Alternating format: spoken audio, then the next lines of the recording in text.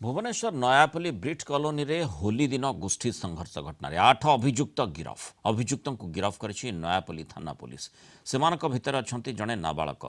गिरफ अभियुक्तों निकटरू खंडा भुजाली ठेंगा बाइक इत्यादि जबत होईछि होली दिन संध्यारे नयापल्ली ब्रिट कॉलोनी रे पिटापिटी और भंगारुजा होइतिला एने रुजु होइतिला 4टी केस बालुंकेश्वर मंदिर निकट में गाधोइबा को नहीं सृष्टि होता झगड़ा परवर्ती समय यह उग्र रूप नहीं किसी युवक संध्या समय आसी अतर्कित आक्रमण करते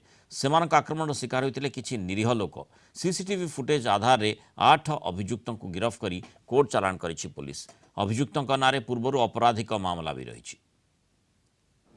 बालुकेश्वर मंदिर जो कि नयापल्ली एरिया रे अछि सेठी होली दिन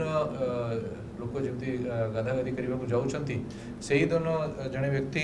जार नाम हूँ केन्दु कुटिया सी गाधेवा को जाइला गाधेवा समय सेठी ठेलापेला होती कथबार्ता को लेकिन आउ गोटे गोष्ठी संगे तार जुक्तितर्क है से जुक्तितर्क पर भितर से जगह भी किसी ठेलापेला होता से माने पुणी गैदरिंग होकि किसी बड़ा एक्शन करने को प्लान करिकी घर को